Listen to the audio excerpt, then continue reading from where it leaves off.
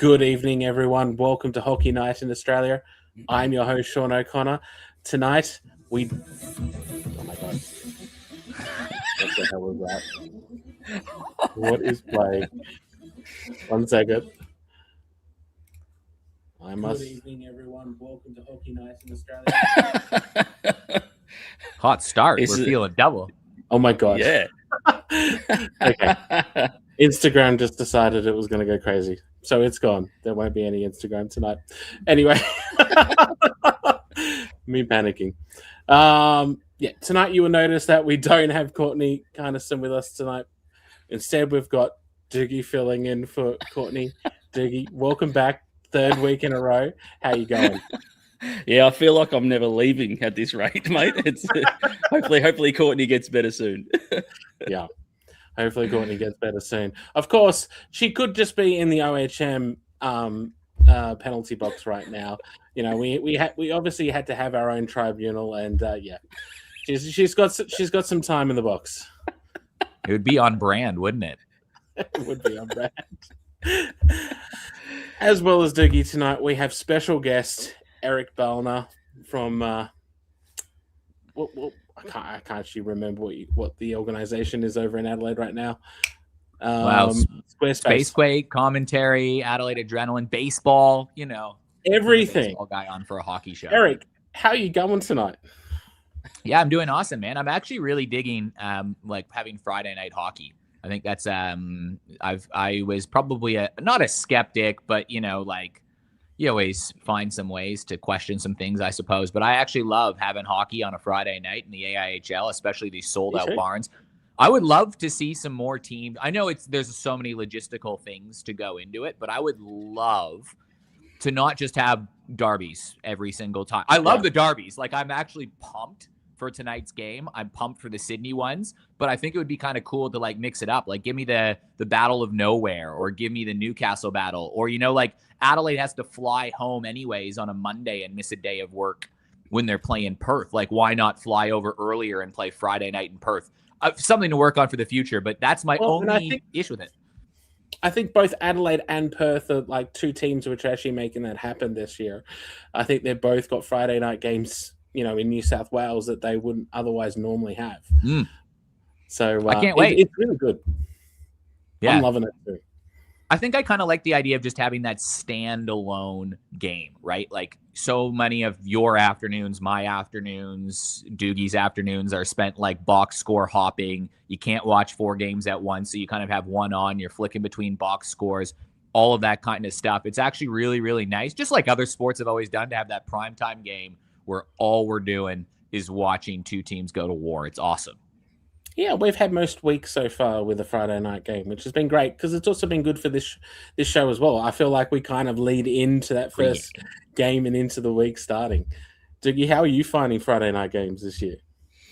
Yeah, I enjoy it. It's I sort of don't get to them much anymore because of where I live and the travel to Melbourne and back. So I'm getting to that age now where I think about bedtime for me, but I do enjoy them. I think they're good. I think they're pretty exciting. Usually get a packed house, obviously, because they're derbies. But I do agree with Eric. If we can have a few different teams and a few different makeups of the Friday nights, I think it'd be really cool. Even if you had Adelaide traveling across to Melbourne for a Friday game, Saturday go home, Sunday type of thing. Like sort of maybe, because the travel from Adelaide to Melbourne is not too extreme. It could potentially work.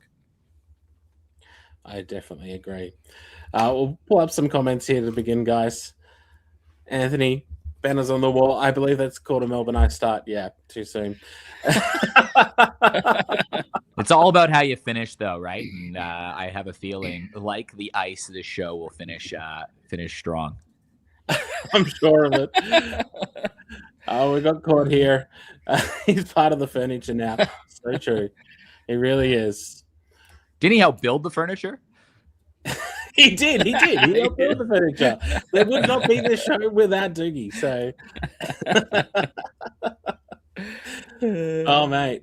Good evening, commentary colleagues and Sean. In case of emergency, call Doogie. Yeah, that's right, Eric. Eric Brook, of course, one of the voices of the Sydney Bears. It's good. And, Tanya, Eric, the voice of Adelaide. See, we've got all the voices tonight. Oh, man. All right, let's kick off tonight with a bit of a review, I think, of the last week's action. There were quite a few talking points from last week. I do want to stick first to Adelaide because, of course, we've got Eric on here. They had an interesting week, Eric, on the road. They didn't quite get what they wanted, but they had 2 losses. They had fights. It seemed to be quite a bit of an entertaining weekend. What do you think Adelaide need to do to be able to turn this form around?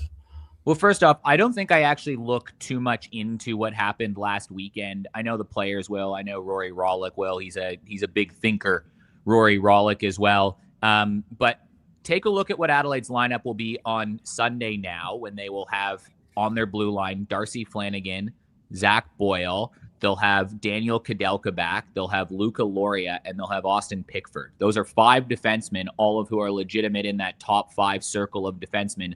None of them played in that last Adelaide Adrenaline game, right? So, they were already kind of on the back foot going into a weekend without their defensive core. And the positive of Adelaide heading into the weekend was that they were actually really, really good on the penalty kill, and they were really good defensively 5-on-5. Goal scoring is being the issue. Now, it would surprise nobody that they leaked a few goals.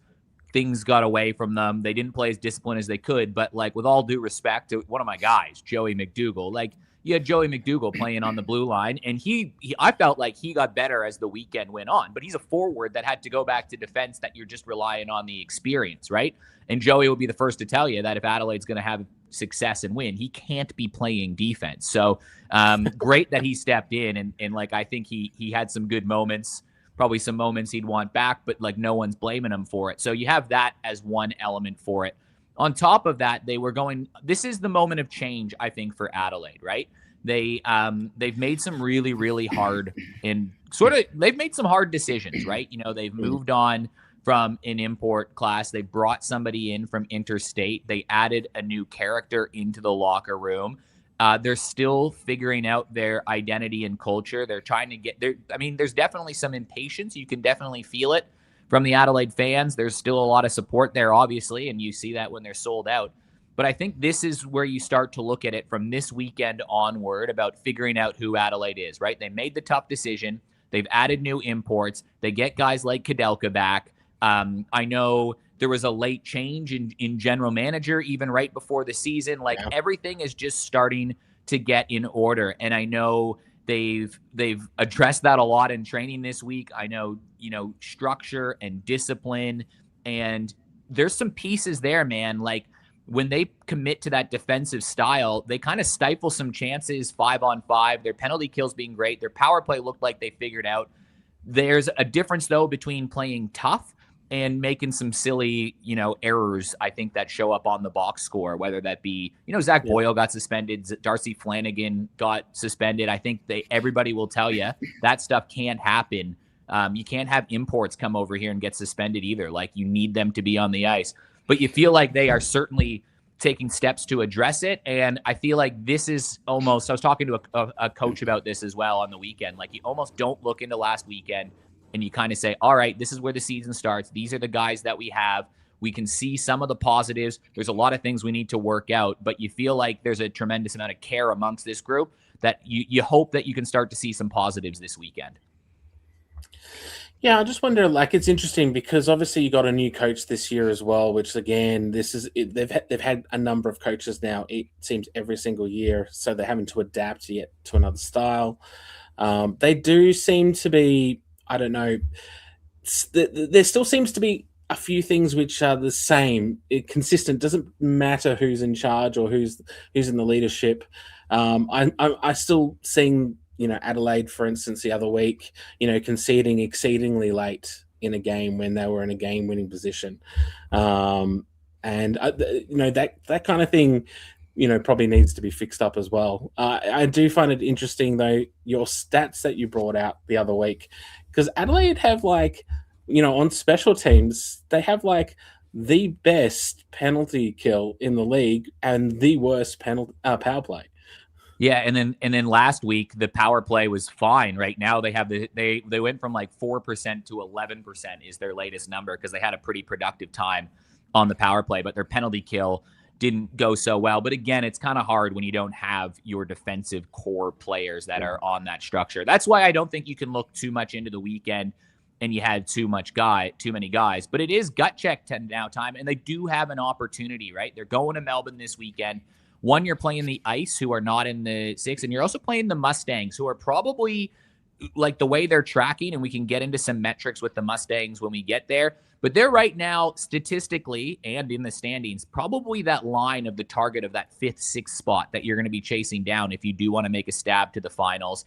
Then you have the Brave, who are struggling to get anything going, and you get to play them 4 out of 6 times, and they've had some success in Perth.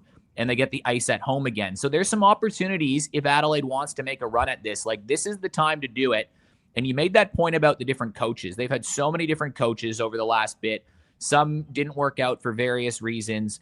But at the end of the day, the coach can install the system, get the message. It's up to the players right now to be disciplined. Yeah. It's up to the players to figure it out, because there are winners in this group, and there is a genuinely good human beings in that locker room.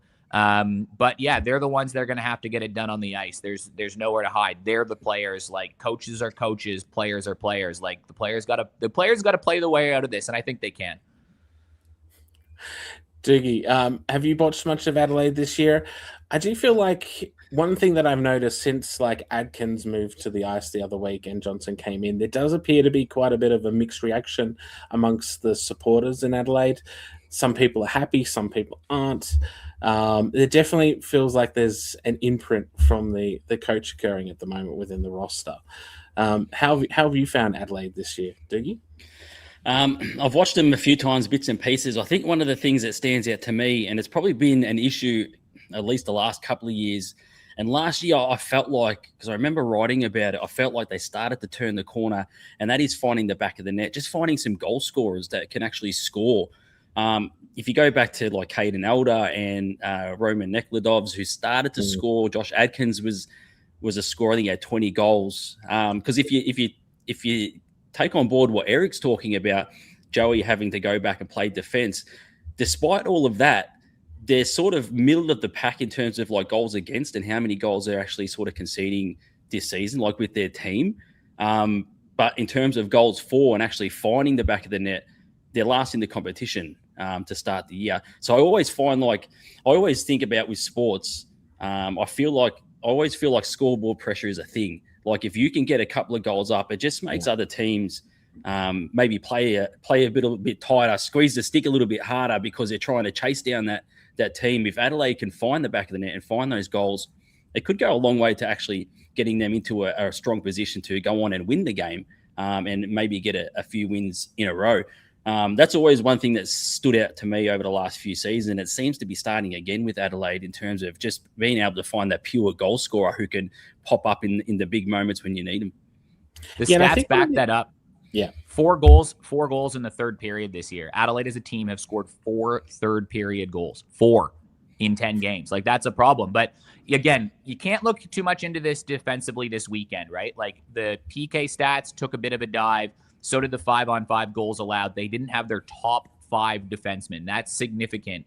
But to your point, Colby Johnson came in there. He helped score a couple goals. Daniel Hanley's now a point-a-game player. Joey McDougall gets moved up. Nathaniel Benson's going to find it. He's going through a tough time right now. He's going to find it. Jake Riley has created a bunch of opportunities, and that guy can't buy a goal right now. So you do feel like there's a pathway for goals to come. And if they can go to that form they had in the first 4 weeks of the season, where they weren't allowing much 5-on-5, second best team, 5-on-5, not conceding, best penalty kill in the league. They were out shooting opponents on the aggregate. Now they just need to find those goals. The games they were losing before last weekend were close. They were coin flip games. Even the Rhinos one, it was a shorthanded goal that broke the back there. So you feel like if they can have that defensive commitment and one of those imports can start finding the back of the net, and maybe it's Johnson, they're going to start winning some games. But man, this group just needs a win to get that confidence going. Like, winning fixes everything. Everything. If you can find a way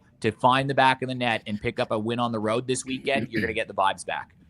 And that's why, like, it was important the other week when they actually defeated the Bears, even if it was in OT shootout. You know, it didn't really matter. They just needed that win, especially at home, to raise the confidence of everyone. They've just now got to do that again. And I do think that the import thing's quite interesting because, again, from your stats, there does seem to be a bit of a correlation between if your imports are scoring a lot of goals, you tend to get a lot of points in this league.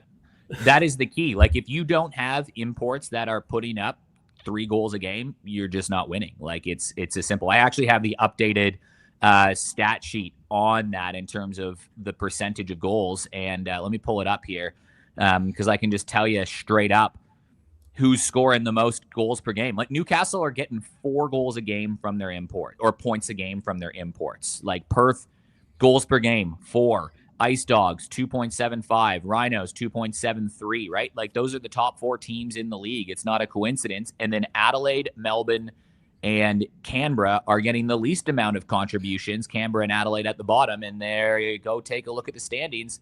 And there's a direct correlation. Now, locals are important too, right? I mean, it all kind of helps. But, you know, the Melbourne Mustangs have the highest amount of import or local production, but they're not top of the standings right now. So it's kind of that correlation between your minutes eaters. That's just what the stats say, that the locals produce, you start to score some goals. But it doesn't help. I mean, they gotta dig themselves out of this hole. So, they got to find ways to start scoring goals. It's an important thing. We mentioned it last week, Sean. Like, Colby's a really good point. People, when they think of Colby, they think of this penalty box, starting fights and playing on the edge and all those sorts of things, but can scored 16 goals, 30 odd points for Perth Thunder. Like, can play hockey, like not just his goon. So it could be a perfect fit in Adelaide with Colby. Yeah, and he might not need to play that role. Like, a lot of that comes down a lot of the time to what role a player's asked to play on a team. And Adelaide have that in other parts, so they probably could get him to play that other role, you know, to play the goal scorer, and he might be able to do it. I sure hope for Adelaide that he can. I think, sometimes you just got to sort of hit a low to kind of find yourself, right? That's when you find out who you are, is when you're in these kind of moments. And Adelaide's a small rink. The barn's right on top of you. We've said for years that this team should be big, strong, and physical and play that way and make people scared to come into Adelaide because you know it's going to be a battle out there, and they've been walked over in Adelaide for the last number of years. They've definitely shown they have some fight in them. I know they're addressing what kind of fight needs to be in them. Like, you can't be taking these penalties. You just can't. And they know that. So I'm keen to see how they respond. And that's been an issue with Adelaide the last few years as well. The amount of time, especially in third periods, where they end up in the box and they end up conceding because of it. You know, they're getting gassed, they're making penalties, and it ends up being very counterproductive. But something to work on. We do have a couple of comments on here. Craig Tonks, I'd rather have a team with 5 players with 4 goals than 2 players with 10. Depth is important. 100%. Yeah, and it's interesting. You do find different teams with different mixes of that. Like, there's been years where you've got teams where literally it's their 4 imports who have all the goals and nothing from the locals, and they tend to be teams that then aren't that successful when it comes to the end of the season because, you know, you can only play those guys for so many minutes before they're just so tired. You know, 2 lines doesn't really work now in this league. And that's why you probably feel good about the chances of someone like the Brave to have a nice little revival here, because there's 3 players there that are leading their scoring. They're all locals that have 12 points or more this year, and all of them are locals. And you just know that Lowe is going to break out. You figure there's another sneaky import that Canberra have coming, right? Like, you know, they're not in that rink and they're not going to bring someone over. And Cam Todd and Jacob Carey haven't really got going yet. So that's why you kind of like the Brave, that you know that they have some serious depth and different guys that can score. You like that with the Thunder. Like, I know that they have their imports are producing more than anybody, it feels like, right now. But they've got some depth that they've shown in the past that can kind of score. So it's a great point by Craig Tonks that you got to have a team that can score goals. And then even for Adelaide, right? Like, there's bright spots. You got O'Hanley, you got Friedrich, You got Jake Riley. You got Nathaniel Benson. There's guys that can produce. The imports need to be like, if Adelaide had your top 3 imports on Perth, there'd probably be a bit of a different result, but they don't. So, And it's interesting you mentioned Benson as well, because last year he had a really good year, which was a bit of a breakout season for him as far as goal scoring goes. So he could definitely do it. He's just got to find that first goal, and then it can start flowing for him. I think he's very much a confidence player. For sure. He's going through it right now, but he'll find his way out of it. He always does. Like, I think there's a lot of trust that Nathaniel Benson's a pretty good player in Adelaide. 100%. Doogie, was there any highlights from last weekend for you, and any surprises or top performers? I thought about this when we were getting ready for the show. I think for me, it was the performance, and it's going to sound like I'm a bit of a homer here because I call their games, but the weekend performance from the Ice Dogs was really, really, like, it was so solid to see to get the derby win and then back that up as well against the Brave, who the Brave really pushed them. And the Ice Dogs play a really fast game. Like, if you let them play that sort of run and gun type of up and down the ice style of hockey, the Ice Dogs will punish you because they've got players, I suppose, like Daniel Chen, Kale Costa, Dmitry Kuleshov, even Grant Toolman. He's not slowing down. And we had a chat with Grant prior to the game in Melbourne, and I mentioned that to him about trying to keep up with these young guys, and we had a bit of a chuckle about Grant's not slowing down either and having a good season. Then you throw in the likes of the Shane Hannahs and the D'Agostinos on the back end that can really get the wheels going. If you don't stop them from doing that, they will just destroy you. And it was one of the things that really stood out across the weekend, just how fast they play. Canberra tried to slow them down, and they did a sort of really good job to sort of slow down the tempo and sort of get it on their terms of Brave, and they nearly came back to either tie it or win the game. But yeah, the highlight for me was the Ice Dogs getting those 2 wins, and a really, I suppose, a mature performance too. There was a play there when the Canberra Brave were really pushing, and Shane Hannah, who usually just drives to the net and will drive into the zone, either go out wide and cut back in. He got to the blue line and put the brakes on, held up and just held onto the puck, and then sort of chipped it in across the ice. And it was sort of one of those plays where you think, that's a mature sort of team now. Like, they know they're in a position where they can win the game, and they're trying to do everything they can to win it. So the 2 results for Sydney Ice Dogs are probably the highlights for my weekend. I agree with that, Doogie. And the Ice Dogs, man, like, there's got some good DNA there, and they have that checklist that I think Tonks had in the comments too, right? Like, do they have the game-breaking import? They absolutely do. Shane Hannah's a stud.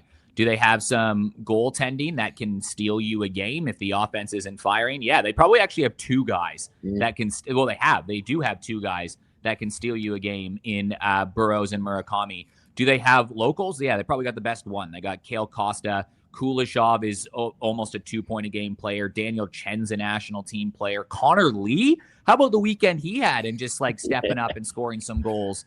And then, Strat Allen is going to chip in with some goals here and there. So they sort of have all that mix. But the big thing for the Ice Dogs for me is they have the best special teams in the AIHL. Like, that is their numbers right now. Is they, if you take a look at those special teams metrics, they're operating at a 24.5% clip on the power play. That's number 1 in the league. And on the PK, they're at 90.6%. That is number 1 in the league. Number 2 in the league for power play, I should say. So they're the only team other than Perth that have a top 3 in both categories, and they're top 2 in both. So you really like that they're good on special teams. They don't take stupid penalties. They got local that's a game breaker. They got an import that's a game breaker, and they got good goaltending, and they're well coached. So they just kind of seem like they're having a lot of fun playing hockey too. So they could be pretty dangerous, man. Yeah, and it's been a long time coming for the Ice Dogs too, right? I was just going to say, just on Eric's point, Sean, Ryan Burrows has been an absolute standout in net for the Ice Dogs. Like, honestly, is one of sort of the surprise packets this season, I think, across the entire league. 100%. He's unreal, man. And Claire Collins agrees. Ice Dogs are hustling for sure. Yeah, they've been really impressive. And to have like 2 big games in one weekend and get wins in both, like that's not what we saw from the Ice Dogs of old. That's definitely a change. So it's good to see. And on the end of that Saturday, they were up to 3rd in the league. Of course, there were teams that were playing on Sunday that then, because they've played less games than most teams, so they fell down a bit. But, that kind of shows the kind of position where they really are. Like, they are higher. And I think Network Hockey actually on their power ratings have them up in third at the moment too. So, yeah, it's quite an interesting season for the Ice Dogs. I'm sure Adelaide would love to be up there too, but it's probably going to take a bit more time to get to that point. I do now want to move on to some topics here. Eric, I first want to talk a little bit about your career and how you got into the AIHL. Because you seem to come out of nowhere initially. Yeah, I did sort of come out to nowhere. I mean, look, I went to Carleton University, where K stands for quality, way back when, in a journalism degree. And it's a pretty good journalism program, to be honest. Spent some time with a couple cool and news organizations in Canada. Was with the Guelph Storm doing their comms for a little bit in major junior hockey, which it was like a dream there. But yeah, I came to Australia in 2014. I'm an Australian citizen now, being involved in hockey really since then, and in a lot of different ways, and through across different few leagues and the players and the community. Baseball is sort of what I ended up like falling into here in. And do you like the hat? I do. Go Cavs, go! Still the champs, right? Still the no one beat them, so they're still the Claxton Shield winners, I guess, right? But that's where I've sort of made the career, I guess, to be honest, in Australia, is through baseball. And I got a very lucky situation where, I get to travel with the national teams. I get to broadcast games. This year I'm getting to, that's my job, as I broadcast games. I get to travel around this world this year. Like, I've got, I think, 4 or 5 different countries I'm booked into to go and commentate international baseball tournaments for international channels, as well as softball. So I get to watch people play a game for a living, and do it through a microphone and get paid for it. So very lucky. Obviously, baseball, softball sort of pay the bills a little bit there. But yeah, hockey, obviously, So how did you get that opportunity to start commentating in hockey? I first got the opportunity with a radio station in Canada, with Carleton with the Ravens. So that's kind of where it all started. Back in Canada. So yeah. Amazing. And then baseball is sort of developed. And then the adrenaline, they came knocking? I think it was like in actually, no. So how it happened was, it was in 2014. I was working, I was still involved with the Adelaide Bite, they were called at the time, the Giants, and a rowdy group of players, some names like your Audis, Huxleys, Hardings, also Rush players, Joe Phillis and Diana Glass. Shout out to them, Andrew Glass as well. They were in this section we had. It was called the Shark Tank, which was this crazy section where the section's literally in foul territory on the field. And back then, 11 years ago, when everything was cheaper, it was like $60. You get all you can drink, and you have all you can eat. Well, a pig on a spit. There's a spit roast on the field. And they were all out there, and I was the one that sold them this ticket, but it was through Benny Gebert, who organized the tickets out there. And I actually met Greg Audie on that. And we just started talking hockey, and he was the one that was like, hey, I think you could help out with the adrenaline. So yeah, I've kind of been around the club, helped out the club in various capacities, obviously stuff with the NHSL and the PHL as well. Greg and the Audi fan. Greg's become a friend of mine, which is kind of cool. So yeah, I would say through baseball, through hockey players being at baseball, Diana Glass, the real ones, and Joe Phillis and Greg Audie, all of them sort of made that pitch to get involved, including my dad was visiting me in 2014. We're there, and I think he ended up having a great time, having a few Coca-Colas with Joe and Diana, and that's how it kind of all got involved, to be honest. And he was like, you got to meet these people. They're hockey players. And then off we go. And then Don Rurak, he was like, he was super welcoming. Don Rurak and Kevin Brown, Shirley Rurak, they really welcomed me to the ice hockey community, and I got involved quite quickly at a pretty high level, including being a governor at one time in the AIHL. So, yeah. Awesome. We've got a couple of comments here. Claire says, "What a sick gig." Yeah, I mean, I think if you're good at commentary is such a fun thing to get into. Of course, for me, I find it absolutely terrifying, but that's just me.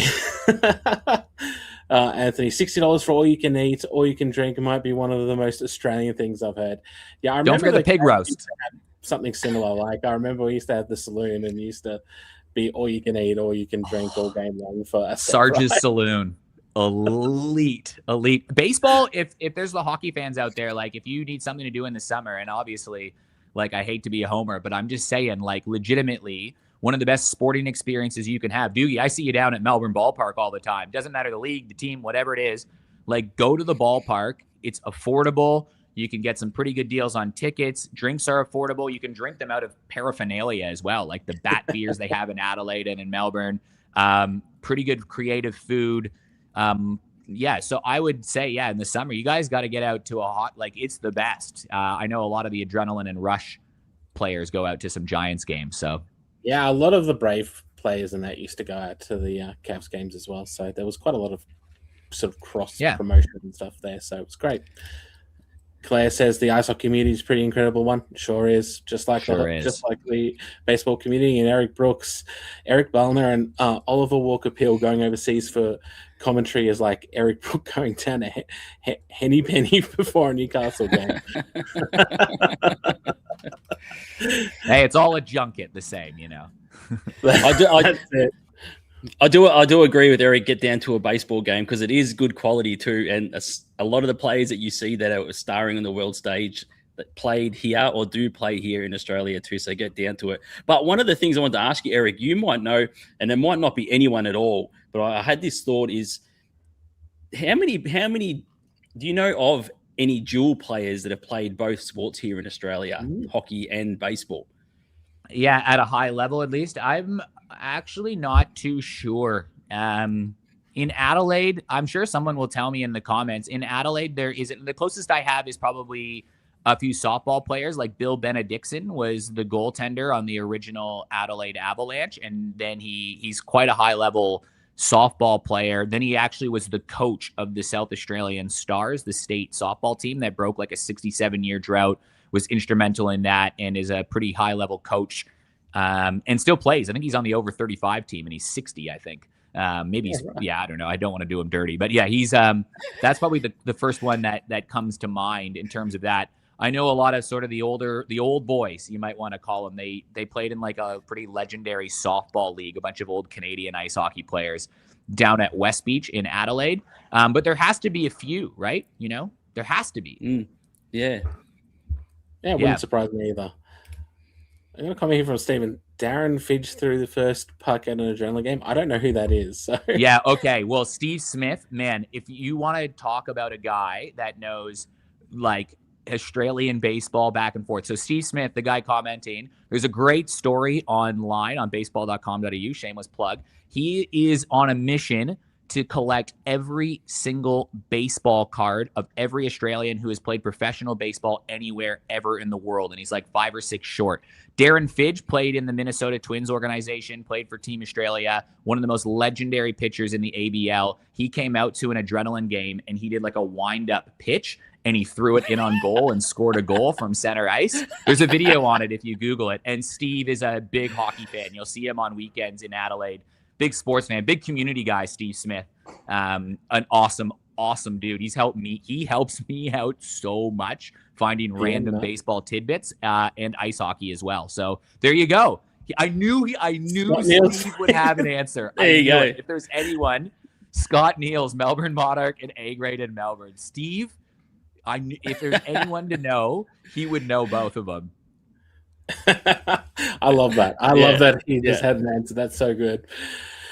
I did want to touch on to your commentating at the moment. Obviously, you commentate with Sammy and Nat. How are they to commentate with? Oh man, they're awesome. Like and they're both different styles, I suppose. I mean, let's start with Sammy, who's become a pretty good friend as well. I like him because he just kind of calls it as he sees it. Like, he is positive despite his Finnish background. He is a positive guy. He knows the players. He's worked in them. He's coached the team. He's played in the league before. So I think anyone that listens to him probably does appreciate that he knows what he's talking about. He speaks it kind of with that quiet confidence and authority. So, you know, he calls it as he sees it. A lot of these players really well as well. Like, he coached a lot of these young guys. And the younger ones too. Like, he's involved with the 18 team now. So I know he loved watching and telling stories about Sam Siwak when he was over with the Rhinos, is just the most recent example. So he is, he's really, really good. And he asks a lot of questions as well. You don't really want anybody to be anyone but themselves. And Sammy has been really good about asking for feedback, especially in terms of, you know, words that he's trying to cut out. Absolutely, he says all the time. You'll hear it. But, you know, he calls it as he see it. He's really well researched in terms of that. Always has some good tidbits, and not too homer. Tash is a legend of Australian ice hockey. So it's actually like pretty cool that I get to just watch hockey with her. And you know, she's become a great mate. You know, I got to MC her wedding, which was, you know, I couldn't believe that, you know, I even got asked to do that, which was pretty fun wedding. But Tash, not only is she a great player, but she's such a deep thinker, and she thinks the game at a different level to a lot of people that you'll come across, right? You just start talking about NHL with her, AIHL, AWIHL. She's lived so many different roles, whether it be the star player, maybe even the you know, that overly confident star player, you know, she's had to make things work because she's shorter than a lot of people. So she's always had to find different angles on the ice, and she's great at reading people. So, you know, it was cool when we did the NHSL stuff, and that's when I really got to know her as the general manager, because she was all about reading people. She was all about the people first before it goes on the rink. And I think that's what makes a successful team, right? Is like having that read about how you can get the most out of people around you. And it's why she's always a captain when she's playing hockey at different levels. So, Tash is if you just get in a hockey conversation with Tash, she thinks the game like, it's awesome just to hear her, how she sees it. It's cool to talk to people that look at games in a completely different way, because it's the same rules, but it's awesome. So, and Tash obviously still working on her commentary, going through a bit of a health battle right now. So she's trying to get to as many games as she can. But one of the most thoughtful people you will ever meet in Tash Farrier. Yes, Courtney says, so much love for Tash. She's one of the sweetest people off the ice, and it's time for everyone. You got to love people like that. And Bert's actually got a question for you here, Eric. What is the most memorable hockey game you've ever called? Ooh, that's a great question. Well, it has to be the Central Coast Rhinos' first win back in 2023 when Bert Malloy, I think he had a goal or an assist in that. They came from behind. They won it like 4-3. Erdogan, I think, was on the team at the time. No, I don't. It's hard in Adelaide, right? Because there hasn't been a whole lot of like the success in terms of the success that you probably would have those like memorable trademark wins. So I'm going to go and use but you guys have so many games which go down to the wire. There are a lot of words there, but no, honestly, one of the cool ones for me was, I'm going to say a word that I hope I don't get like, you know, call from the hockey gods banning me or something like that. But it was a PHL game, the Pacific Hockey League, when Adelaide played the Ducks in there, calling that with Carl Brewer and Anton Goss. And it was an awesome series, best of 3 series, Adelaide versus the Ducks. Guys like Liam Webster were playing in this. It was on national TV. It was on free-to-air TV. It was on NITV. It was on SBS On Demand. And like, that was cool because they had to send, Spacequake had to send the signal, like live free-to-air TV.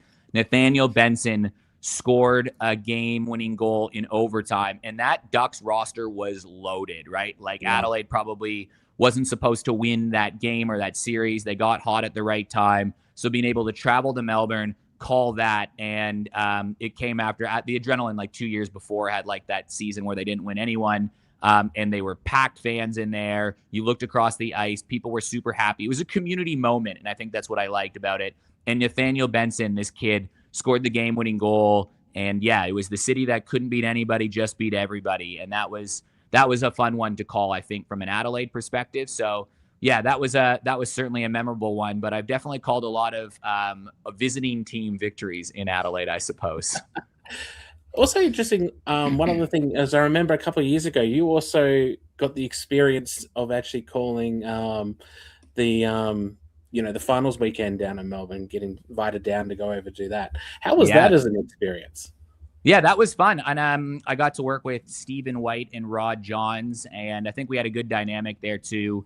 We kind of talked before. I think the original plan was to do the alternate play-by-play, which you see and it works. I don't have too much experience with that, and Stephen White does an amazing job, and he had so many things going on the weekend. So right away I was like, Stephen, you just take total play-by-play lead. This isn't about me. Like, this is the players. This is everything here. And I just talked to all the coaches, got some good insight there, bantered with Rod a little bit. And then it was fun to work with that ATC crew and James Morgan and kind of do the hosting one on the grand final last one. And that was really, really fun to work with Rod. I just watched the whole game with him, not on mic either, which was even more fun. And be able to have James Morgan in my ear as well was pretty fun. That was a cool experience, cool on ESPN. And I hope I did it justice in terms of telling some stories, but that all comes from talking to the coaches, right? I spent that week literally calling. That's what I tried to bring to the table, right? Like, I couldn't bring that high level analysis that Rod could, but I could bring comments from coaches that they told me in hour-long phone conversations before, and tidbits from information and stuff. And that's what I like about sport. That's what I like about the games. That's what I like about baseball. I think I had some success with that. I hate talking about it in that way, but I think that was what's successful about that World Baseball campaign that I was just on, Doogie. And I hope that it resonated with people like you. You were the target audience for that, was telling the human stories of it, right? Like Connor McDonald and, his brother and everything in there, and unlocking stories like that. So that's what I'm most interested in hockey and in baseball, is like the humans. Bert's watching right now. I love that he moved here, fell in love with the ice hockey community, has dedicated his life towards it. He's now got kids of his own. They're getting involved in the community. He's getting a kick out of coaching. He made a decision to leave what could have been an easy one. He could have sailed off into the sunset in his hockey career, stayed with Newcastle, being on teams that are contending every year, but he did the hard way and he went to start something. Like, I think that is cooler than Bert Malloy, that's all cool. The 300 game player is amazing, but those human stories about humans doing cool things in this community are even more. Your Ben Bros, your Australia, anyone that I've met always has a cool story that you just have a beer and get to share. So I think that's what I get the kick out of more about than anything, to be honest. I got one more question just on your career. I was just thinking about it. Your time at the Guelph Storm, and I know this is a Aussie hockey podcast, but I'd love to get your insight. Was there a player or players that you seen come through the Guelph Storm and you thought, gee, I can't wait to see them in the NHL? Or who was the biggest player that came through the Guelph Storm that went on to have a massive NHL career? Yeah, well, the big full season that I worked for the Storm was in 2013-14, and their roster was ridiculously loaded. And they ended up, the commercial manager that year ended up signing a deal with Buffalo Wild Wings, and the deal that there was all these stats. Apparently, the story goes that were presented before, being the home team only scores on average 3.5 goals per game. So the promotion was Storm score 5 goals, you get 5 free wings. That team scored 5 goals in 31 of their 34 home games. I think they lost 8 games in the regular season. And it was cool. I got to work with some of them in the media department, and they're all young high schoolers, and so on that team, yeah, Scott Kosmachuk was there, Robbie Fabry, Jason Dickinson, he was there. Kirby Reichel, Zach Mitchell, Brock McGinn, Tyler Bertuzzi, little baby Bert. Baby Bert was on that team. He was hurt for a chunk of the year. Yeah, it was cool. They ended up going to the Memorial Cup, so it was a really fun year to be around that team and that organization, and tell that story of the Storm that year. And that was my first full-time working thing in hockey type thing. So it's a big deal in Guelph. I grew up idolizing that team when I was a kid, to be honest. My favorite player growing up was Jeff O'Neill. because I was just a kid going to the games and seeing this hotshot O-Dog on the Guelph Storm, light it up. So yeah, it was really, really cool. And I think there was like 8 or 9 NHLers on that team. Speaking of the NHL, Tommy here is like, why did I get recommended this? Does Nathan Walker still play? He sure does still play in the NHL. I think he's in Adelaide next weekend, I saw. Yeah, he comes back and visits Australia a lot and comes to AIHL games. It's really good. And he's been on our show a couple of times. So, yeah. He's a great guy. He always gives back to the community here. Like, I think he'd love hockey to keep growing here. I've never met him, but I would love to interview him and ask him just some questions, because like it really is an amazing story about how somebody from Blacktown in New South Wales, go Blacktown Flyers, was that his junior club, I want to say, has made it in the NHL, but he's not the biggest guy. He's an undersized guy. He's a workhorse, obviously, never the most skilled guy from Australia. Like, how on earth has he stayed in the NHL? It's a testament to him, but like it's amazing. It's honestly incredible. Yeah, it's interesting because he was one of those guys who went across to the Czech Republic really young to basically chase his dream. And there was a good interview this week on one of the UK podcasts, Slapshot, where they were talking to Hugh Hikosaka, and he was talking about the fact that he left home in Japan at 11 to go start a hockey career in Canada. So, these guys have to have so much dedication and bravery to go over at such a young age to try and chase a dream. It's crazy the sacrifice that you have to make, right? You see it in baseball a lot too, but there's definitely, baseball's more accessible than hockey here. Like, you can't get on the ice 7 days a week like you can at home, right? Like, you grow up in a small town in North America where there's 3 rinks and it's a town of 40,000 people. There's always going to be some ice time, especially available to the really good kids, or opportunities. If there's none in your town, well, then you can drive 40 minutes down the road and there's probably opportunity there. So there's also hockey shops, there's hockey facilities, there's coaches, there's former high-end players. There's just so much more opportunity to make it, right? And you have to make it in baseball and ice hockey here in spite of things, which probably makes you a great player, right? Like, I love telling the story about Curtis Mead, who's in the big leagues right now. He's having a great year from Adelaide. His home club gets turned into a footy oval. Well, it is a footy oval. It gets turned into a baseball field, I guess. Like, if he came back and wanted to train at his home club, West Torrens, he literally couldn't because there's a footy team playing in there right now. Yeah, right. That's pretty crazy. All right. I did want to touch on a couple of other things. Obviously, you put out all those stats the other week, which were fantastic. I think the community got a real good kick out of those stats. You obviously use a lot of stats in your commentary. You are a stats guy. I do like some stats. So how important are stats to being a commentator? I mean, it depends on, I guess, the kind of commentator you are, right? I mean, I think they helped. They just identify and illustrate a story of where you are at a certain time.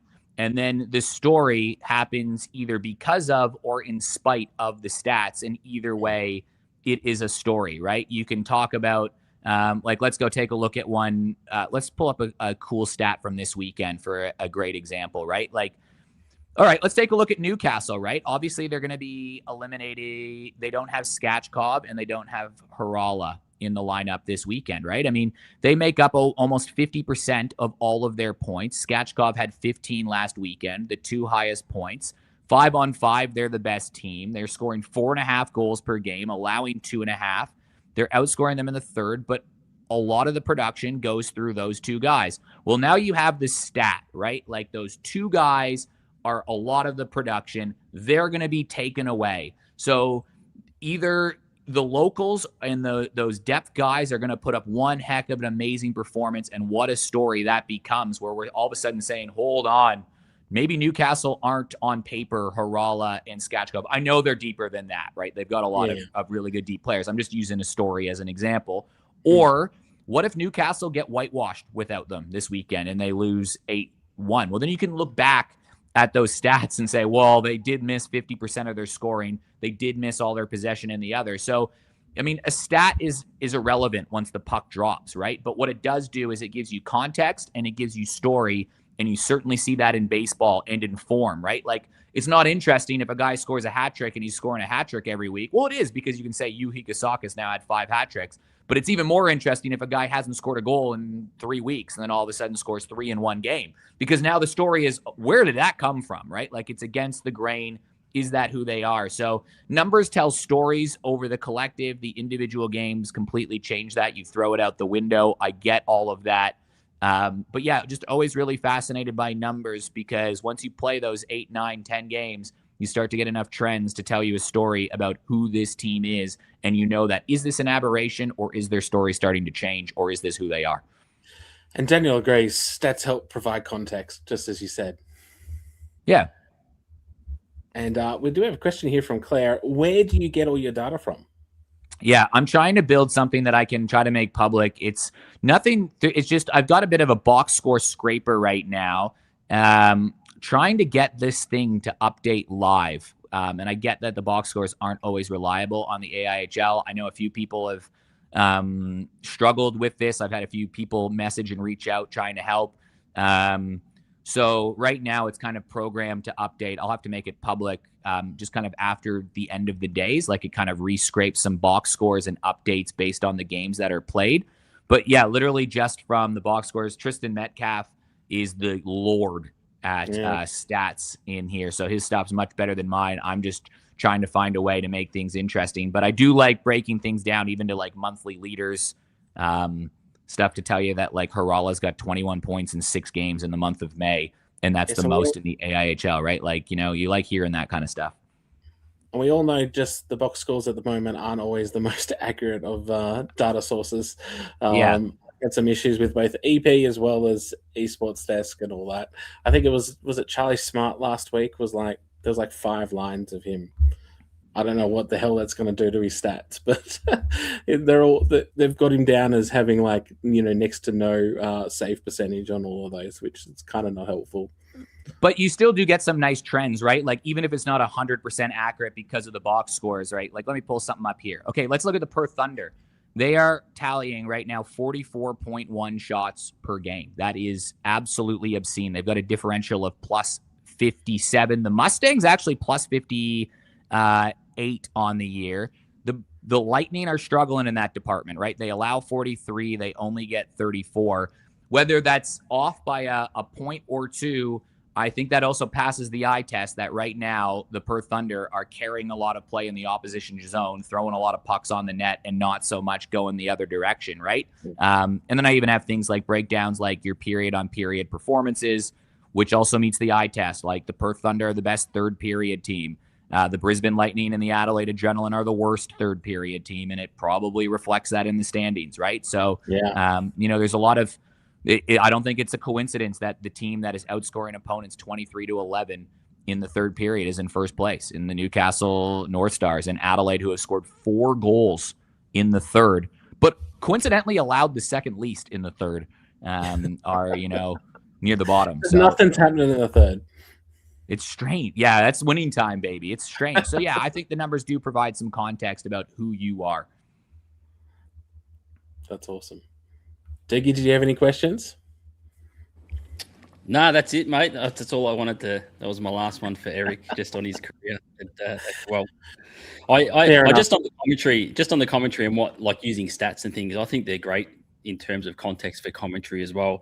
What I try to do with commentary, I try to look deeper within the team to sort of see what's happening behind the scenes, because I always believe that a lot of things that's happening in the background, it accumulates onto what happens on the ice. So if you've got a strong backroom staff and your strong locker room and things like that, it all molds in together into what we see out on the ice. So I always try to look at those things. And when we think about the Ice Dogs, I think about their season this year, and sometimes I think maybe that year off was a blessing in disguise, where they maybe got all their ducks in a row and looked at their club from within and started to build a different type of club moving into 2026. And now we're seeing that year off. Now we're seeing that out on the ice to start the season. So, but yeah, I love stats in commentary. It's Yeah. a great point. And yeah, that's an unbelievable point there. Is like the storytelling, you need that. Yeah, you can't just rely on the numbers throughout it, but it does add the context. It's a great point here. But you're right, Doogie. Like the stats are the stats, and they're great midweek conversation points. But yeah, you're right. It's what happens in between those four walls in the locker room. It's that vibe. It's that energy. I've always loved that expression and tried to kind of live by it too. Is like, culture is caught, not taught. You can't, and I think that really expresses itself and comes through with winners, where you don't have to. Yeah, words are just words. There's a great actually speech that Rod Brindamore did. You can go out find it on YouTube. On the first day of training camp this year with the Carolina Hurricanes. And he didn't say culture is caught, not taught, but he definitely alluded to it, talking to the new guys here. You're going to hear us use a lot of words, but don't listen to them, feel them. Like, see how these guys go about their businesses. You're going to learn the kind of language we learn about here, but we're not just saying things, so learn what we do. And I think that was emblematic of culture is caught, not taught. And he asked the veterans to lead that way. So you're 100% right, and how you can find that and bring it out in commentary is a hard thing to do. But yeah, the context I think is important in commentary, right? Like I feel like I struggle sometimes. I don't want to just hear McDougall to O'Connell. Like I like to kind of weave in, like McDougall coming in 3 years playing at Ottawa University, down the corner to O'Connor, who digs it out there from the Russian who played 500 games in the KHL, right? Like add some context about who these people are, because people cheer for people. They don't cheer for robots. So yeah, make them human. That's a real big thing, to make people human. That's also something which I think the AIHL has actually had a good, it's a good environment for fans to be able to interact with a lot of these people and actually get to know them, so they get really invested. I think that's why we have such a close-knit community, because there is that access which other sports don't necessarily get. Yeah, and why it's people like around the league. And I think commentary has just elevated so much across the league, especially compared to what it was, maybe a few years ago. And listen to like Rod Johns will talk about guys' jobs off the field or off the ice, I guess, which is kind of cool to know that human element as well to it, or just provide some narrative about who they are in the historical context of the hockey ecosystem, like you provide, Doogie, or like, even hearing Sarah and Jason talk about some of the Central Coast guys was pretty interesting about what they're like in the community, was pretty cool. So I think more of that context matters, and I think people cheer for people. So I think that's the most important thing when it comes to commentaries. It's never about you at all. It's always about the people on the ice. So try to get to know some of their backgrounds so you can communicate it. I wish I had more time to dedicate it to talk to more people, but yeah, at the very least, let people know who they are. It's not about you. It's about the guys that are playing on the ice, right? Totally. Oh, that was really good. I do want to now shift gears, guys, into some other topics. I first want to get on to about, the overall roughness and fighting for this season. Obviously, we saw another week where we had 4 things go to tribunal, just like the week before. We've had 7 suspensions this week, following like 4 or 5 last week. It seems to be on a definite trend upwards. I guess I want to know, is this something that we want to be seeing in our league? Is this something that we want to be reversing? And if so, what do we need to do to change ourselves? Or are we okay to, have this amount of roughness within our league? Doogie? I for one have never liked fighting in hockey. Just period. I've got personal reasons for that though. I suppose, but I've understood why it's there, especially if we go back to years and decades ago. There's obviously reasons why there's fighting initially to protect these good star players that we like to see out on the ice. But it does seem like it's a trend, and we've spoken about this, I suppose, with the Melbourne derbies especially, where it's starting to overtake the actual hockey, which is what I'm finding really difficult week to week now when we see these suspensions and we see what's happening during the games. It's the talk in AI fans and the talk amongst group chats and things like that. It's more about the the fighting rather than what's happening out on the ice, which I think is a big shame. Yes, I think it comes down to whether we want to be the Southern Hemisphere LNAH, or whether we want to be a skilled hockey league, which isn't just about the biff, but also about setting up, being able to put on good goals and put on good performances. What about you, Eric? What are you thinking at the moment? Because Adelaide have been one of these teams which have been heavy on the enforcing this year, and they showed it again on the weekend. I think it was at the game against the Bears on Sunday. O'Hara, Moncrief, and Tucker. They all got into it. To be honest, it's probably a question to ask some of those players. Maybe the next time they're even on this show is like, what's happening on the ice that's maybe led to what feels like more, because they're the ones on the bench. They're the ones that hear the words that get exchanged that could lead to this. They're the ones that are part of that atmosphere. So it's really tough to comment on without actually being on the bench or being in the scenario. But what you can comment on is just the things and the facts, I guess, that And I guess one, the fighting and the physical play, I'm not asking people to like it or not. I'm just stating the fact. It brings attention to the league. Is it the type of attention that you want to the league? That's exactly what you're asking, Sean. I get that. And people can kind of make up their own minds for that and make a decision about what it is. But that stuff does get attention. It does get it in the news. It does get the Instagram views. It does get, in a day and age where, there's been a bit of a more media spotlight on ice hockey lately. So a lot of people don't know much about the games. There's a lot of new fans coming to the games, and that's part of the appealing one. So how can we, as people in the ice hockey community, make sure that we're reaching out to some of the newcomers and be super welcoming and say, hey, glad you're here, even if you found it because of a fight. This is why I love the league, and I loved the league before you were talking about the fights, because of the people, because of whatever reason it hooks you in there. It's probably the community atmosphere. So but I think the other thing that can be true is, like, the AIHL is trying to do something about it. Like, that's quite clear. They've handed down 2 20-plus game suspensions, right? Like, the messaging could not be more clear about what they stand for and what they don't stand for. People are getting fights, they're getting suspended. Is 6 suspensions too much and a bad look in a 10-team league over 9 games over the weekend? I think objectively, probably, right? Like, imagine you extend that out to an NHL game where you have 16 games a night, like what that would look like if you went there. Is it cool to push players, to push referees? Is it cool to abuse officials? Is it cool to spear players after games? Of course not. So I think that's not the kind of culture that we want, but I do like the physicality of hockey. But I think it's just working. It's one of those weeks. It's working through some stuff. The AIHL, I saw a couple comments of being like, what is the AIHL doing about this? Well, they're banning players for full season, right? Like, I don't know what more you want some of them to do, And even this week, we saw, like, Walker, for instance, last weekend up in Brisbane against Newcastle. Like, he went off and started 3 fights, one after the other. He got 6 games today, which is quite a big suspension. So I think it does show that there is a willingness by the league to, I guess, bring down the hammer on that kind of conduct. They don't want to see people just willy-nilly fighting.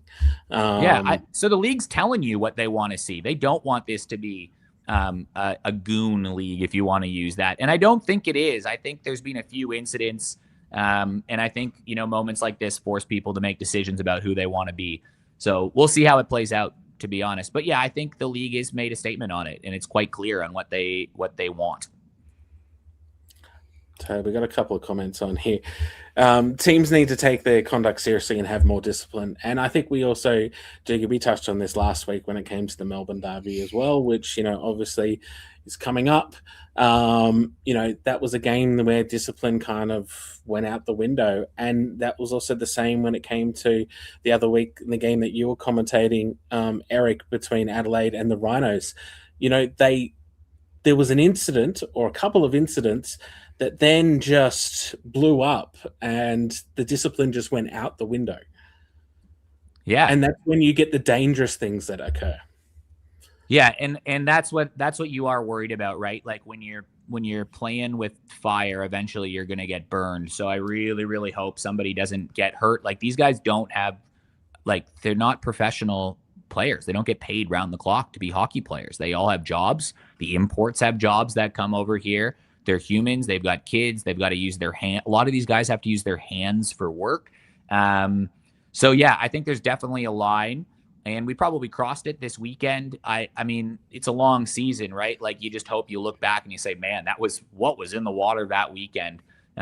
So yeah, the league, I think, has done a good job of saying what they like. It's quite clear, but that comment is bang on, right? Like teams, players, people, like they can't, it's all well and good to be saying you can't do this. Like you eventually not have to do it. But I think it's a question for the players, right? Like what is leading to this? You're in the locker rooms, you're on the benches, you're in the games, you're hearing things that we will never get privy to from our positions. So what's happening out there? Give me your honest breakdown of what it is.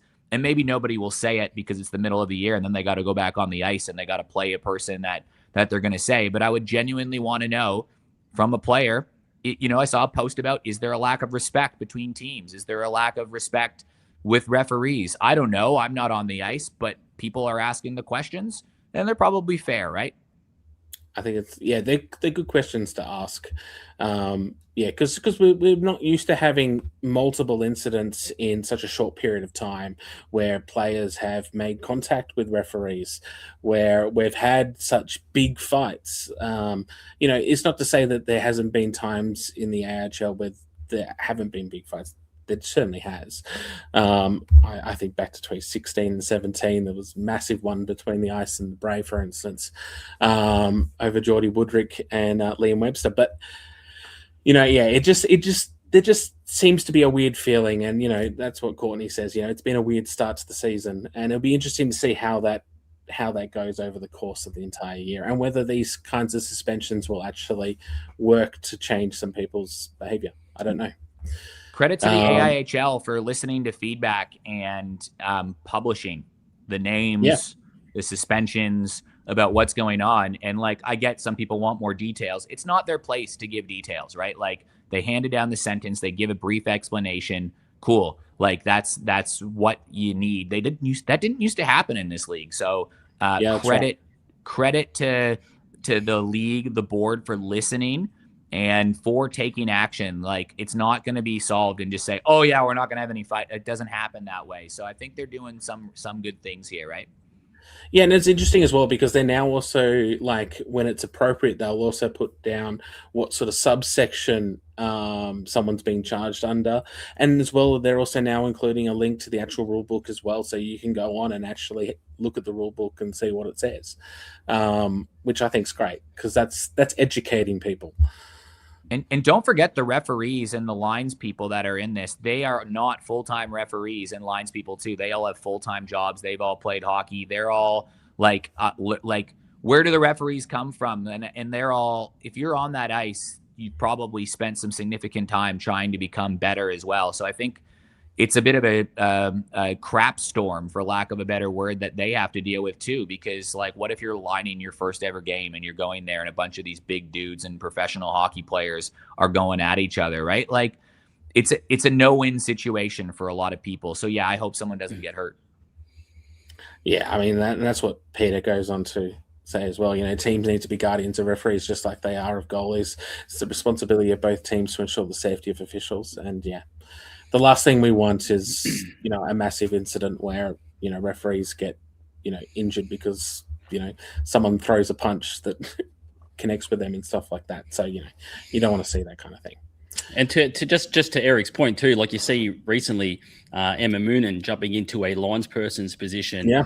And you don't want someone like Emma going into the fire where it's just out of control out there, and you're throwing these fresh linespersons into an AIHL game where it's just out of control and potentially someone getting hurt.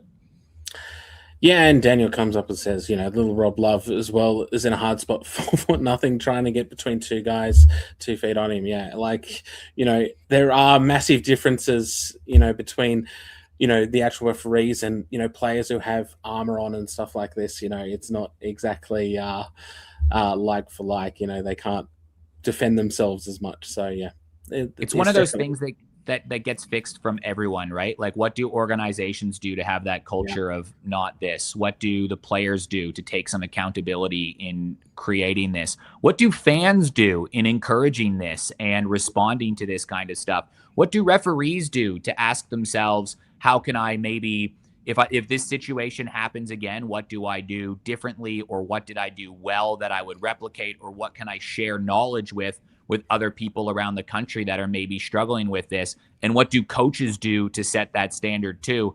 I think you get the answer if everybody chips in and no one points fingers at each other and says, it's a referee problem. Oh, it's a player problem. Oh, it's a league problem. Oh, it's a team culture problem. Pointing fingers doesn't solve anybody. I think everybody will contribute to something fixing this, right? Totally. Yeah. And on to the point about the fans, for instance, more fans cheer and go crazy during fights. During the Brisbane Newcastle game, there were a lot of tension and dirty plays that bowled over. And it is true. You do hear noise levels going up across the league. Doesn't matter where you are, what arena you're in, when that kind of conduct does occur. If there's a player listening or watching this, I would love to know.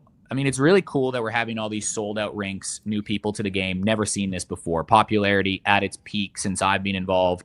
And I hope it only gets bigger, and the AIS is awesome. If you're a player and you hear the crowd cheering when there is a fight, I don't know, because I'm not out there in front of 3,000 people. Is there part of you that's like, oh, this is awesome? I'm just like, I'm now feeling the vibe of the crowd. The crowd wants this. Do you feed into that, or do you block that out?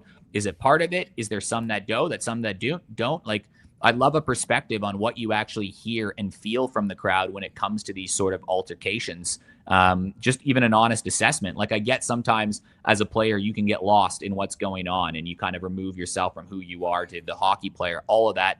I'd love to know, does the popularity, like, do you play for what people want? I genuinely don't know. I'm just throwing it out there. I'm not trying to assume anything, but like, how does you as a player, how does it feel going to a game knowing that it's sold out every game versus when you were going to the rink at, what was the old barn in Sydney in that had like, there was like 80 people there at Liverpool, going to 80 people at Liverpool that, you know what I mean? Like, how is it different to not being so, like, how does it feel? Does it feel any different, or is it just being on the ice? Although I tell you what, being in a big barn that's dead quiet, that's something. Yeah, that's an experience as well for everyone on ice. All right, I think that's some good talk there, and a lot of good comments on here, people. We're going to have to move on though. I do want to quickly touch on to some of the movements we've seen. Obviously, we've had Sheeta come back to the ice, who I don't know if he'll be playing tonight, but he has re-signed. Big move from the ice. They probably needed a pick-me-up, and a Sheeta is definitely someone that gets the crowd very excited. Doogie, what do you make of the signing? Oh, it's massive for the Melbourne Ice. When you look at that team, obviously we know the caliber of a Sheeta and a championship winning goalie now as well. But as much as we all love Tom Forrest, and I personally think Tom Forrest is going to be a really good goaltender in this league, potentially as well for Australia at some stage, and for the Melbourne Ice, I think not quite ready to take that number one mantle or be that player for the Melbourne Ice. So I think bringing in someone like a Sheeta is just going to really, really strengthen. Because the thing with a Sheeta, even if the Melbourne Ice are lacking on the blue line and they're not quite got all of their players in there that they want, potentially imports as well. There is rumours floating around about imports coming in to the Melbourne Ice. A Sheeta is one of those goaltenders who can make that big save to keep you in the game. So if everything collapses in front, a Sheeta's got the ability to make that save to keep the Melbourne Ice in the game. And it's exactly what they need right now. It's also confidence building. Eric, what about yourself? What do you think? I mean, if the question is, do I think the guy that was the goaltender on the champion team last year, who's been the best statistical goalie over the last couple of years, will help the team that is conceding the most amount of shots against this year and needs a boost. Will he help? Yeah, I think he will help massively. But you're right. Like like that is the most significant thing that can happen. It's the most important position on the ice, and he's a proven, like, there's no ifs. Could he be a champion goalie? Could he be the best goalie? He is. So yeah. Hopefully he's healthy, and hopefully he gives a good boost to the Melbourne Ice. Yeah, G comes on with a couple of comments here. So sad to see he's back. Love the locals. Look, we did love both Hill and Forrest getting game time for the Ice, but I definitely think that they, as an organization, especially defending champions who want to be champions again, they probably needed, that absolute gun in goals for this season, if that's what they're trying to do. If you're going through for a rebuild season, it's a completely different thing. That's when you want to be having those young guys for, like Forrest, get lots of ice time and build them up for the future. Because I think Doogie's right. I think he's got great things coming to him in the future. So yeah, a great point about that context of where you are in your life cycle of contending for a good All Cup. And there's a lot of metrics that suggest the Ice can be right back there, right? They're probably like, what if a certain local, maybe the best local in the league, decides to come back to the Melbourne Ice? Like, what if they add in another certain high profile import? What if they have a Sheeta back? Like, all of a sudden they can go on a run. Yeah, and it's interesting because I think I've talked about this before as well. I remember there was quite a number of years where the Brave were building, not necessarily going after the cup that year, and they would have Alex and Alexi, getting that game time, building up, and becoming the goaltenders they are now. So anyway, I think it's good. I'm sure the Melbourne Ice fans will be absolutely ecstatic over the signing. I know that they were just keen for reinforcements in general. So there has been another couple of things that have occurred. We did see Alex Boyven, who's now left the Rhinos. Massive loss for the Rhinos, I think. Doogie, you've obviously watched quite a bit of the Rhinos this year as well. How big a contribution has he been for the Rhinos, and how much are they going to miss him? It's going to be massive. Like, it's you don't want to say these sort of things and be like one of those people. Oh, it's a bit of an overreaction, but Alex Boyven moving on from the Rhinos is going to be absolutely huge. Like, not only the points, but going at over a goal per game for the Rhinos since arriving. Obviously, had that unbelievable, like, with Kanta Hashimoto as well before the injury. That connection between those two is really sort of one of the catalysts as to why the Rhinos are where they are. But also stayed out of the penalty box. Did not go to the penalty box, Alex Boyven. Like, I can't remember the last time I seen him sitting in the penalty box. So just put up massive numbers. Just an amazing player stepping into the competition. Came from really good pedigree as well.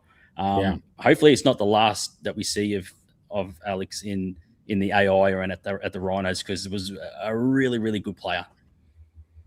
I totally agree. Eric? I mean, yeah, he's like top 5 in everything. Like, that is massive. He was an impact player, scored some big hat tricks, scored some game-winning goals. Obviously, good chemistry with Bastille and Bouchard as well. But I mean, now it's an opportunity for some of the depth guys to kind of fill the void, right? Like, you're not going to replace, to use that Moneyball term, right? Like, you're not going to replace his point production with just one person, but you can replace it in the aggregate. And I think the Rhinos have shown there's probably a few players. I'm looking at Mac Bolger, I'm looking at Tanner Hamilton, looking at Sam Siwak, right? Like, if he's contributing 3 points a game, 2 goals and assist, well, then in the aggregate, those guys need to find a way to chip in. You had Bert Malloy, maybe he has another, just 1 more point every 2 games, whatever it is. Like, you can't replace him 1 for 1. So how does everybody step up and replace him in the aggregate, to use the Moneyball term? Yeah, and Claire says, Alex was phenomenal. We have a great team as a whole working together, and that's really important. And as you say, if you can then get other people to contribute, multiple people to contribute to make up for the difference, then you can do really well. But they also probably need to replace him. And there was someone added to the roster on the AIHL website this afternoon. I I don't think they've announced him yet, but he's definitely been added on there, and that is Brian Sutra. I don't know how to pronounce something in French. Can I give you a quick AI overview? Yeah. So I knew this was coming up, so I did a quick AI overview, like a Google. So what AI Google says: a French professional ice hockey forward known for his strong physical presence, powerful shot, and playmaking abilities in the offensive zone. He shoots right-handed, has extensive experience playing in France's top leagues, as well as the Australian Ice Hockey League, although not having played a game yet.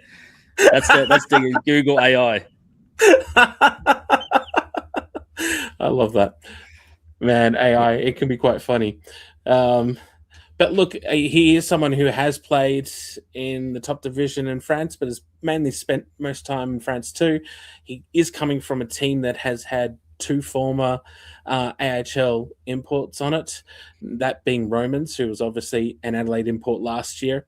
Fantastic player. And Neil's come back. He was playing for Canberra last year. So obviously there's some connections there, but well, the big one is Danique Bouchard. That's where the connection comes from, because he played on Dunkirk with Bouchard, there you go. and has the connection there, right? So I think his experience playing at Dunkirk with Bouchard is probably the big one, right? You know, and I would assume, without talking to anybody at Central Coast, that, I mean, if Danique Bouchard, if they're saying, hey, we need an import, you know anybody, if Bouchard is given a recommendation and bringing a guy over, you're probably going to trust it, right? So, Yeah. you know, that is, I'm assuming that's where that's, again, a total assumption, but he played, you know, he's younger than Bouchard. He's only 26, but he played, at Dunkirk with Danique Bouchard. But obviously it wouldn't hurt if he's, you know, also been playing with players who've played here that, you know, you can ask how it is. And 100%. And then you get opposition perspective too, right? Like, what are they like? And then he also played with Raphael Bastille the year before over in Cholet. So that was a big get, right? So they're bringing an import that's already played with Bastille and Bouchard on 2 different teams, who has experience with guys who have played in the AIHL. So I think they know what they're getting, and I don't think there's going to be any time wasting in terms of the connection, because I wonder who his line mate's going to be. I wonder too.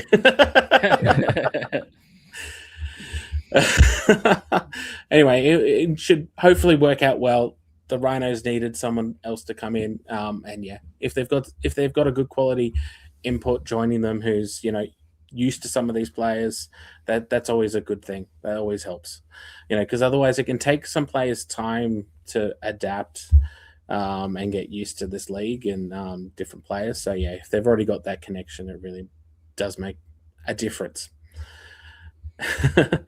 I did want to very quickly touch on, did you guys catch last weekend the goalkeeper pong in the Sydney derby between the 2 goalies? I didn't know that that's what we needed to see this year, but it absolutely blew up. Burrows and is it Plymley? I don't know how to pronounce his name. The new Bears goaltender. They really entertained the crowd in what otherwise would just be dead time. It was the best. It was the best moment of the weekend. It was so funny. I like that, right? Like, it's just kind of a fun human moment in the midst of all of that. And I'm glad that it got as much engagement as it did on social media from seeing that too, right? Because I'm sure if you were at that game, you saw that. That's probably what you're talking about. Hey, how was the game? Oh, it was awesome. The Ice Dogs won. Great game. There was a couple fights, but the goalies were playing whatever you want to call it. They were playing pong with each other. Like, that was cool. What did you think?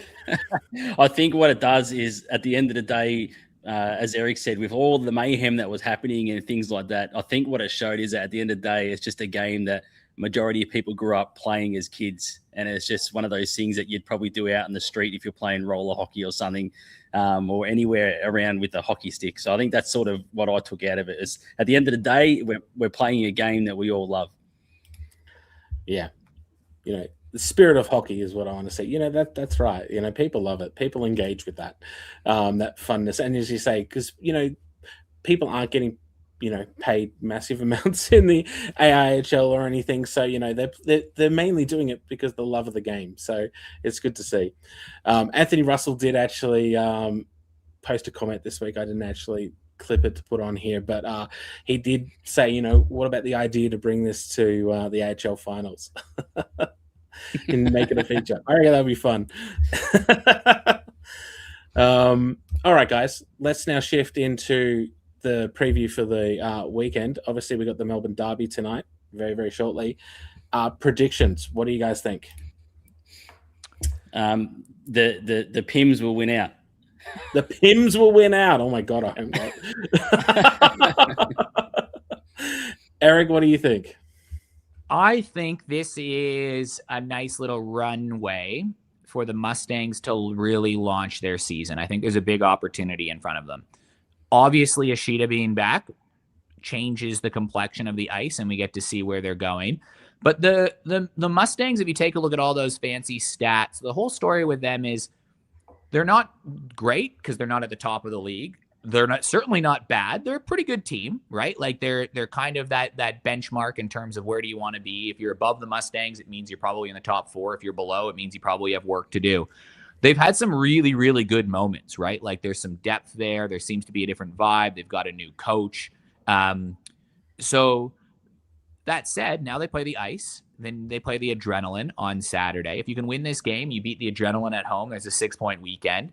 Then you go on the road and you get to play the Brave, who are scuffling a little bit. Like these next 4 games, there's a chance to get 3 wins there. The Bears are mixed in there, but then you've got the Lightning, who are struggling a little bit as well in games shortly after that. There's probably, if you think you're a championship and finals contender, there's probably an opportunity here to bank some points if you're in that upper echelon as teams. And that's the question is, are the Mustangs in that upper echelon?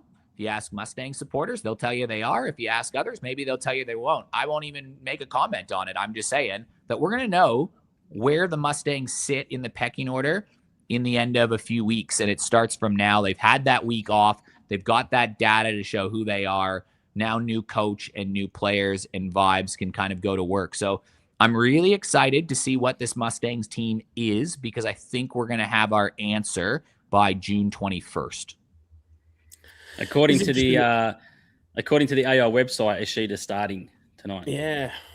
So obviously he's good to go. Obviously Atkins is also playing as well. He made his start last week, but another new player for the Ice to try and gel into that team. They weren't there last game, and no Joey Hughes tonight, so it's going to be interesting. Yo, one of these weeks, as the game's like getting fired up, I'm getting kind of excited. We should do like a live, just like watch of the game.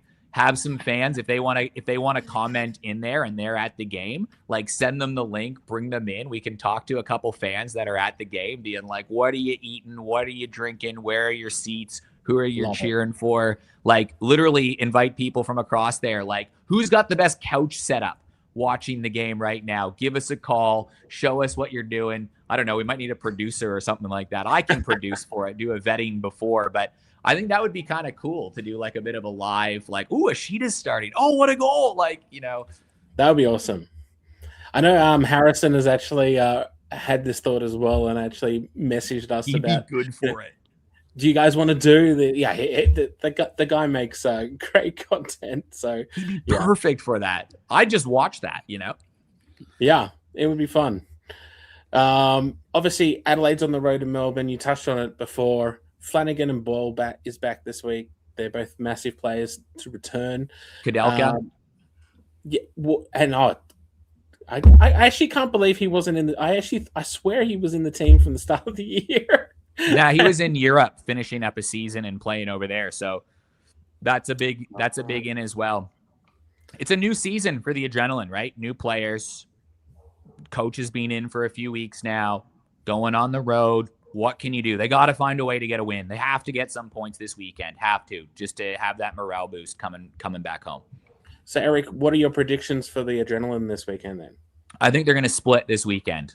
I think they're gonna find a win. I think they're in a team in transition. I think figuring out who they are, I know there's been some big chats this week. I think this is the weekend where you see it go there. The big ice, I'm not too sure actually suits their style. But I think that there's a chance that the Adelaide Adrenaline defeat the Melbourne Ice for the first time since 2015. It's like a 27-game losing streak or something like that.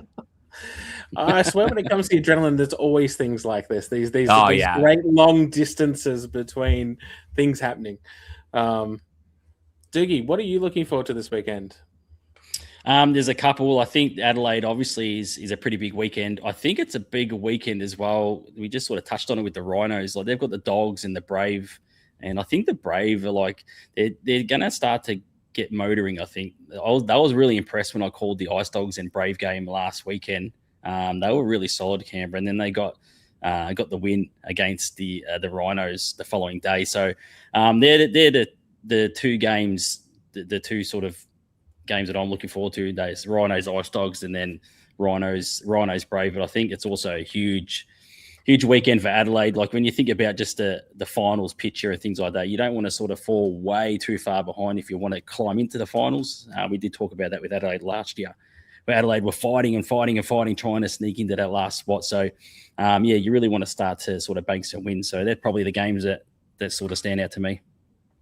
I'm going to be peeking at that North Stars Lightning game for a couple reasons. One, obviously there was history from last weekend, and I kind of love that they're just playing each other in their very next game. Like that's a cool little sequence. To what you said, Doogie, teams, they can't leave it too late. Just like the Brave, the Lightning, who have been a finals team the last couple years, they need to start turning the table. And if you told any team, hey, you get to play Newcastle and they don't have Skachkov and they don't have Harala for this game, you've got to find a way to take advantage of that. Now, the problem is Newcastle are a pretty deep team.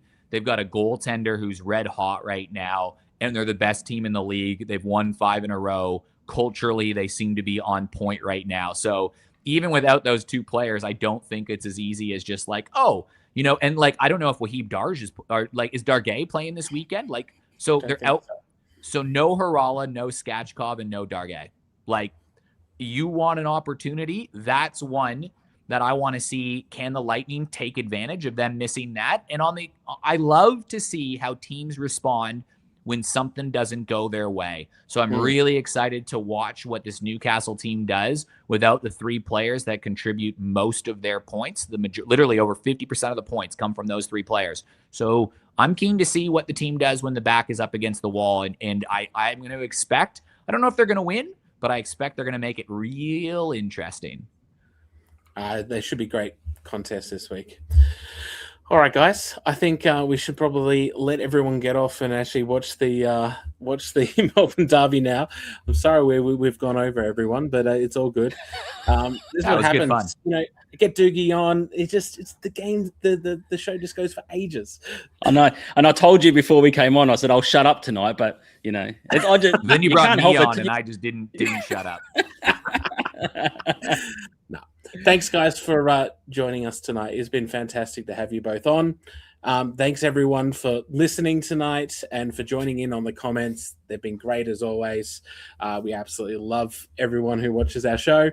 Don't forget, this show is available to rewatch or, on demand on both YouTube and Spotify afterwards. I hope everyone has a great week of hockey action. AIHL. It's nothing better, right? Hopefully everybody gets through the weekend as friends. That's right. I'm sure AHL fans is not going to be going off tomorrow at all after. There'll be nothing to talk about. All right, guys. We'll catch you later. See ya.